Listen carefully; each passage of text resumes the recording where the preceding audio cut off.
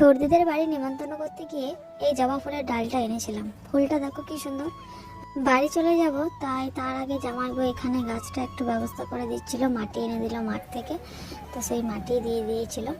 আর এখন চলে এসেছি বাজারে, মেয়ের জন্য কেনাকাটা বাকি ছিল, তো সেটাই হচ্ছে। এখন ওর জন্য জামা প্যান্ট দেখছিলাম।